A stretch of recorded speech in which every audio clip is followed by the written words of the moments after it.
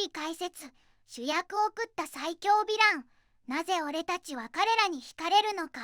悪のカリスマと狂気の傑作。映画ベスト10。映画って普通ヒーローを応援するけど、悪役の方がかっこよく見えちゃうことない？あるぜ。今日は主役を完全に食った悪のカリスマが輝く名作映画ベスト10だ。なぜか俺たちは、悪役の持つ狂気や信念に強く惹かれちまうんだよな。確かに、ジョーカーやベノムみたいに、悪役が主役の映画も最近大ヒットしてるわよね。ああ、ヒース・レジャーとホアキン・フェニックスが同じジョーカー役でそれぞれアカデミー賞を受賞するほど、悪役は映画界のトレンドなのぜ。アメリカ映画協会が選ぶ悪役ランキングでも、レクター博士が1位に輝いているしな。主役以上に評価されてるのね。さらに、ターミネーターに至っては、悪役人気が爆発しすぎて、自作で味方の主役に大抜擢されたんだ。同一キャラでヒーローと悪役の両方にランクインした唯一の伝説だぜ。それじゃあ、悪の美学をカウントダウンしていくぜ。第10位。ベノム、2018年。早速第10位を教えて。第10位は2018年公開のマーベル映画、ベノムだ。かつてスパイダーマンの宿敵だった凶悪なヴィランが、ダークヒーローとして映画界のトレンドを決定づけた歴史的な作品だぜ。ベノムって、スパイダーマンの敵だったのね。どうして主役になれたの？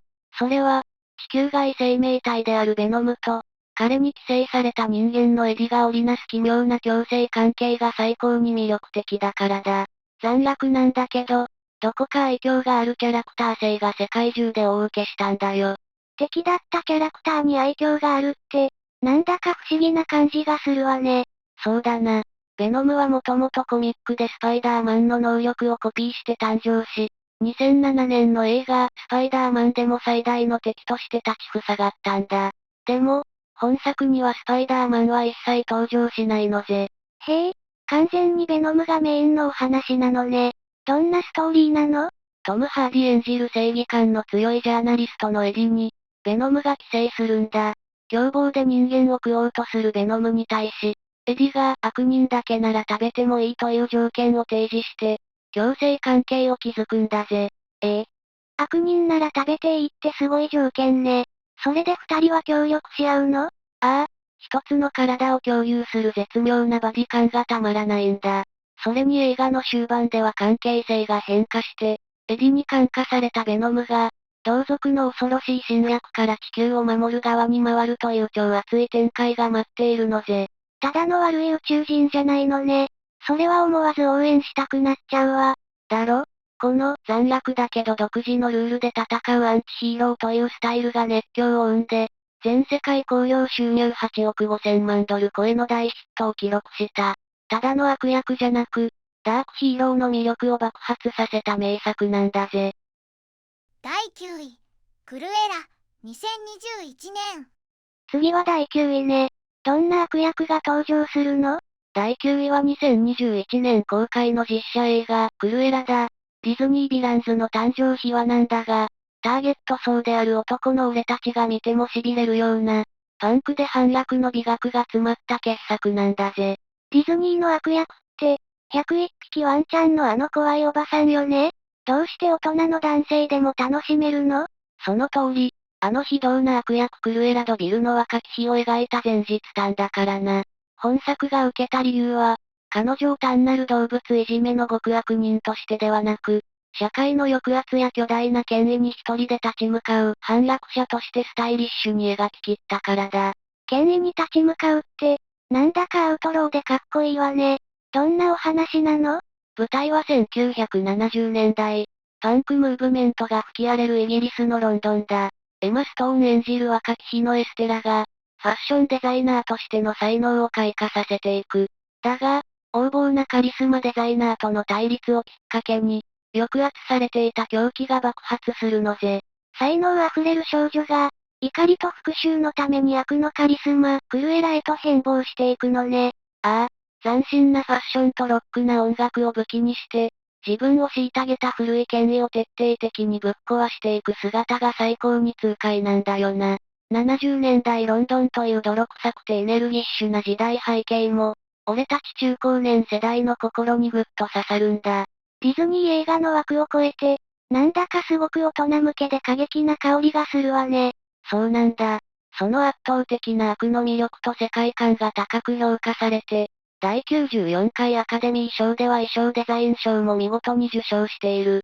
抑圧された狂気と才能が融合した、悪のカリスマ誕生の瞬間を存分に堪能できるスタイリッシュな一本だぜ。第8位、フォーリングダウン、1993年。どんどん行くわよ。第8位はどんな悪役なの？第8位は1993年の映画、フォーリングダウンだ。これは冷酷なサイコパスや犯罪者ではなく、ごく普通の平凡なサラリーマンが悪役へと変貌していく、ある意味で一番恐ろしい名作だぜ。普通のサラリーマンが悪役に？一体何があったの？主人公のディフェンスは軍需産業をリストラされたばかりの中年男なんだ。真夏のロサンゼルスの大渋滞をきっかけにプッツンと糸が切れ、車を乗り捨ててしまう。そこから日常の理不尽なルールに対して怒りを爆発させ、徐々に重武装して強行に走るんだ。日常のストレスが原因なのね。例えばどんなことで切れちゃうの？特に有名なのがファストフード店のシーンだ。朝食メニューを頼もうとしたら10時半までです。今は10時33分だからダメとマニュアル通りに断られ、ブチギレてマシンガンをぶっ放すんだぜ。3分過ぎただけでマシンガン。絶対にやっちゃダメだけど、融通が利かない対応にイラッとする気持ちは少しわかっちゃうかも。だろ？やってはいけないけど気持ちは痛いほどわかるというブラックジョーク的な要素が、ストレス社会で戦う中高年男性の共感を呼んだんだ。さらに本作を名作たらしめているのは、彼を追うプレンダガスト刑事の存在なのぜ。その刑事さんはどんな人なの？彼もまた、定年退職を控えて社会や家庭に疲弊した中年男性なんだ。どちらも同じようにストレスを抱えているのに、最後の一線を越えたか、踏みとどまったかで結末が完全に分かれてしまう。この二人の対比が秀逸なんだぜ。なるほど。ただのパニック映画じゃなくて、深い考察ができる社会派サスペンスなのね。ああ、誰もが心の奥底に抱える不満を代弁しつつ、一歩間違えれば自分も悪役になりうるという恐怖を描いた、男たちの心に刺さる大傑作なのぜ。第7位、アメリカンサイコ、2000年。どんどんヤバい悪役が出てくるわね。第7位はどんな映画なの？第7位は2000年公開のサイコスリラー映画、アメリカンサイコだ。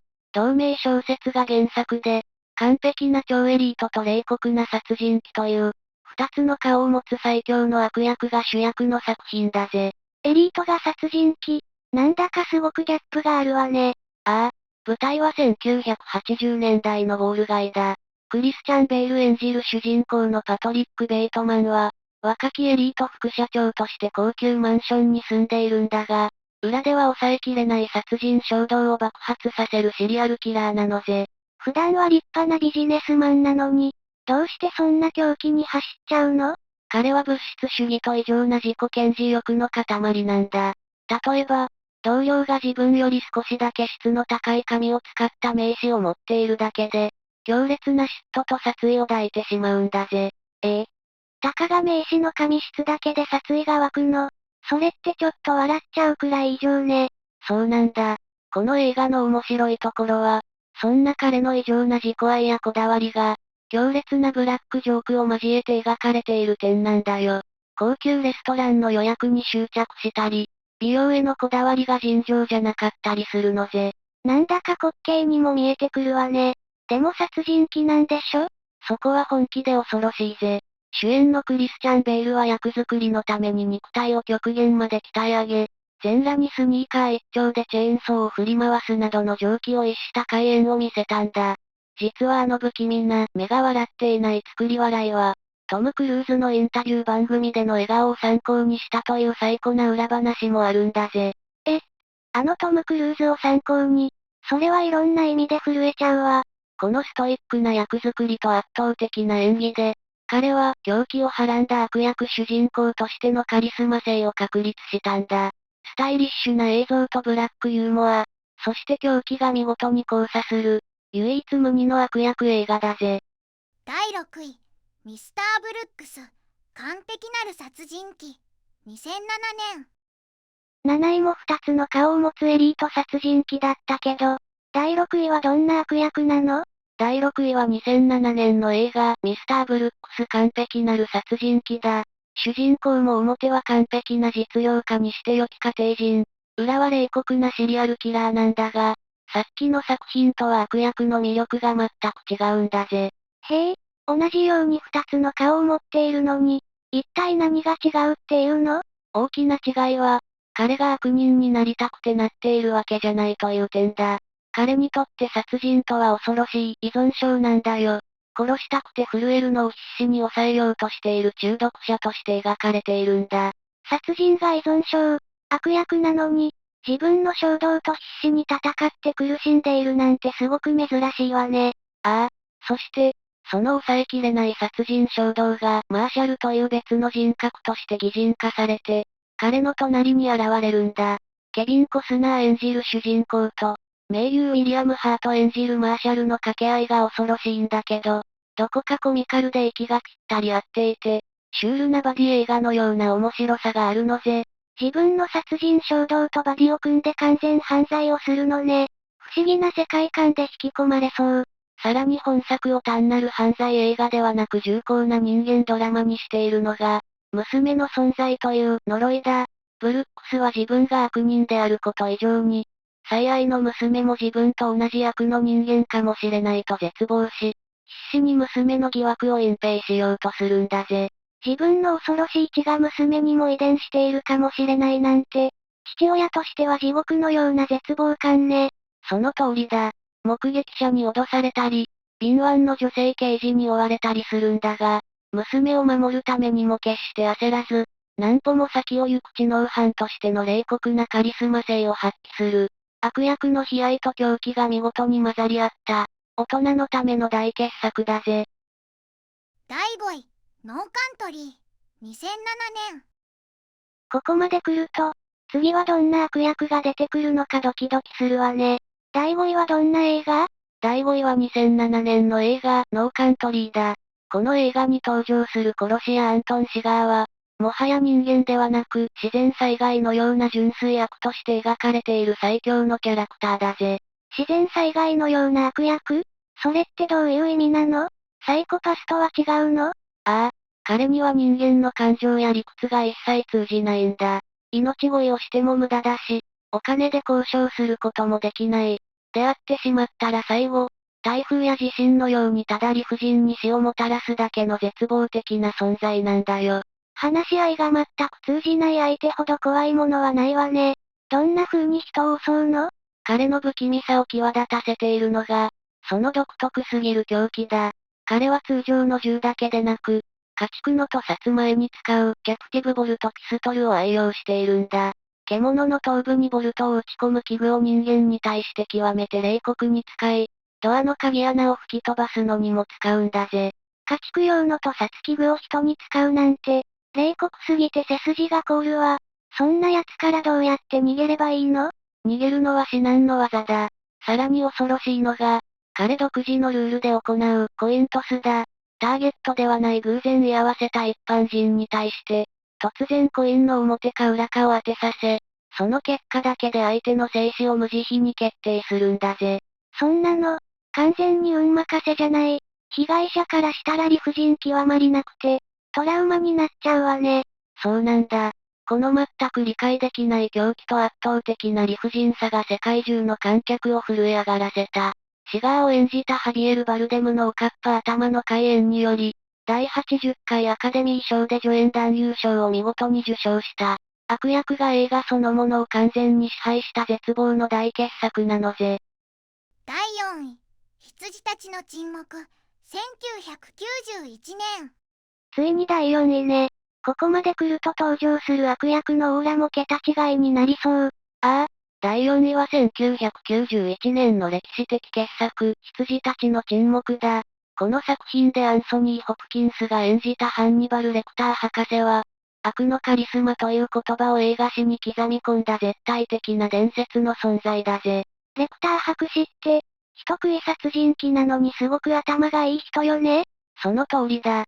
元精神科医で極めて高い知性と教養を持ち、洗練された紳士的な振る舞いをする。なのに、本性はカニバリズムを行う異常殺人鬼。このギャップが圧倒的な存在感を放っているんだ。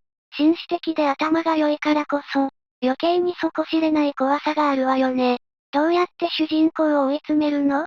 本作の真骨頂はガラス越しの心理戦だ。レクターは捜査に協力する条件として、クイドプロクを何かを教える代わりに、お前の過去を話せという、対等な取引を持ちかける。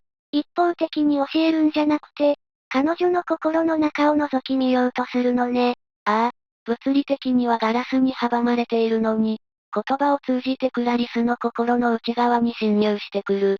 この精神的な距離の近さこそが、観客を最も不安にさせるのぜ。檻の中にいて指一本触れられないのに、言葉だけで相手を支配していくのね。さらにホプキンスは、レクターの底知れない不気味さを表現するために瞬きをしないという演技テクニックを取り入れた。瞬き一つせず、静かな声で相手を見透かすように話し続けるんだ。まるで冷酷な爬虫類に睨まれているような絶対的な恐怖を感じさせるのぜ。瞬きをしないでずっと見つめられるの。想像しただけで足がすくんで逃げ出したくなっちゃうわ。そして驚くべきことに、この映画全体の上映時間は約118分あるのに、レクター博士の出演時間はトータルでたったの約16分しかないんだ。それなのに観客の脳裏に強烈なトラウマを植え付け、映画を完全に支配して、ホラー映画として異例のアカデミー賞主演男優賞を獲得した。まさに悪役が主役を食った金字塔だぜ。第3位、ダークナイト、2008年。いよいよトップ3ね。第3位にはどんな悪役が登場するの？第3位は2008年の映画ダークナイトだ。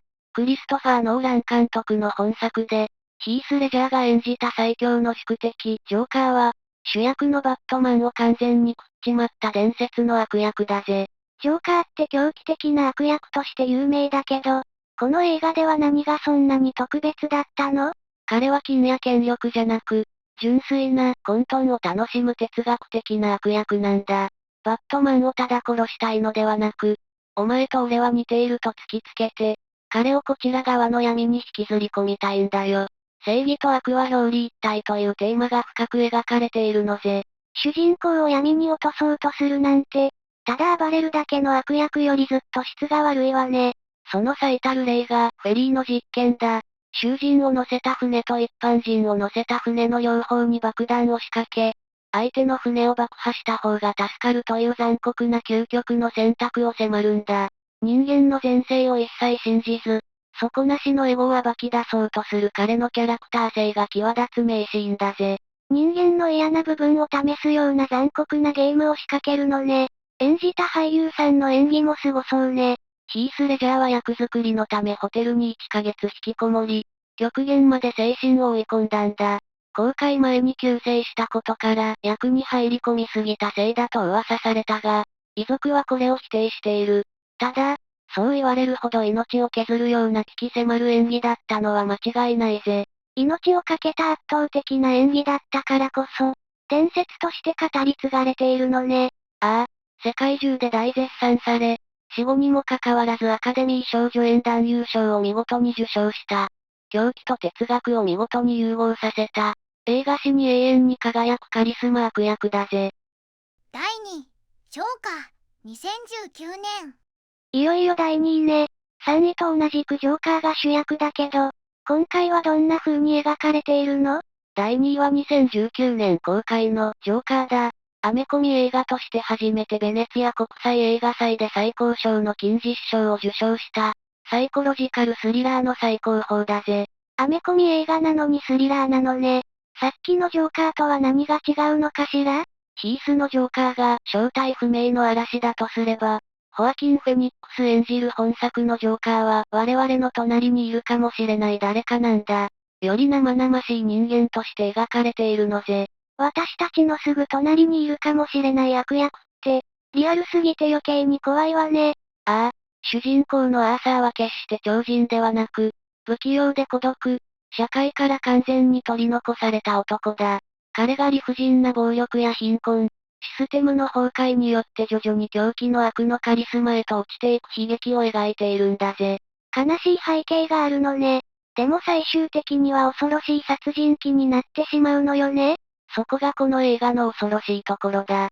絶対に共感してはいけない悪であるはずなのに、なぜか観客は彼に感情移入し、応援したくなってしまう猛毒のような魅力があるんだ。演じた俳優さんの役作りもすごかったって聞いたけど、どうだったの？ホアキンは約24キロの過酷な減量をしてガリガリの体を作り上げ、苦痛に満ちた病的な笑いを体現した。さらにアカデミー賞では主演男優賞だけでなく、あの低く重厚なチェロの音色がアーサーの心象風景を表現したとして、作曲賞も見事に受賞しているのぜ。演技と音楽が一体となって、狂気と絶望の世界観を作っていたのね。全くその通りだ。社会の底辺から悪のカリスマとして覚醒していく極限の心理描写を描き切り、悪役を完全な単独の主役として見事に成立させた、映画史に永遠に語り継がれる絶対的名作だぜ。第1位、ターミネーター、1984年。ついに第1位ね。これだけすごい悪役たちを抑えてトップに立つのは、一体どんな映画なの？堂々の第1位は1984年公開のターミネーターだ。映画史において悪役が主役を完全に食い尽くし、人気が出すぎて自作で味方に昇格したという、前代未聞の伝説を打ち立てた究極の作品だぜ。シュワちゃんっていつも味方で守ってくれるイメージだけど、最初は悪役だったの？そうだぜ。今は頼れる味方のイメージが強いが、第一作目の彼は本気でトラウマ級に恐ろしい殺人マシーンだったんだ。痛みも感情も持たず、完全に破壊されるまで執拗に標的を追い続ける絶望的な悪だったのぜ。あのシュワちゃんが本気で襲ってくるなんて怖すぎるわ。どうしてそんなに悪役として人気が出たの？理由は、当時のボディビル王者だった彼の圧倒的な肉体美だ。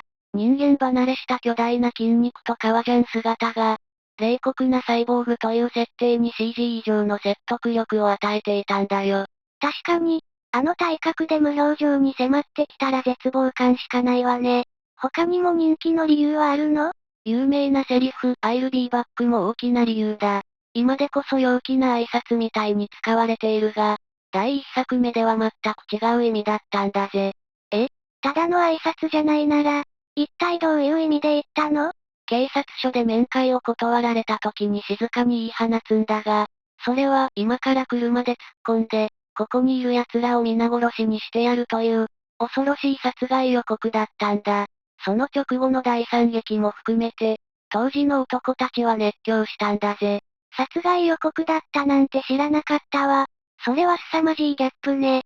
ああ、本来の主役はカイルとサラだったのに、男たちは完全に敵であるターミネーターの虜になった。視聴者の熱狂が歴史すら塗り替えてしまった。文句なしの1位だぜ。エンディング。10作品全部見たけど、主役以上に悪役が愛される理由がよくわかったわ。そうだろ？正義のヒーローはルールに縛られるけど、悪役には自分の信念や哲学を貫く強さがある。だから俺たちは彼らの狂気や悲哀に深く惹かれちまうんだよな。確かに、ターミネーターの存在感やジョーカーの狂気は、一度見たら絶対に忘れられないものね。ああ、今回紹介した以外にも、視聴者の心に残っている悪役がいたらぜひコメント欄で教えてほしいのぜ。あなたが一番魅力を感じた悪役は誰かしら？たくさんのコメントをお待ちしているわ。この動画が少しでも面白いと思ったら、ぜひチャンネル登録と高評価をよろしくお願いしますだぜ。皆さんの応援がとっても励みになります。それじゃあ、次回の動画でまたお会いしましょう。最後までご視聴いただき、本当にありがとうございましただぜ。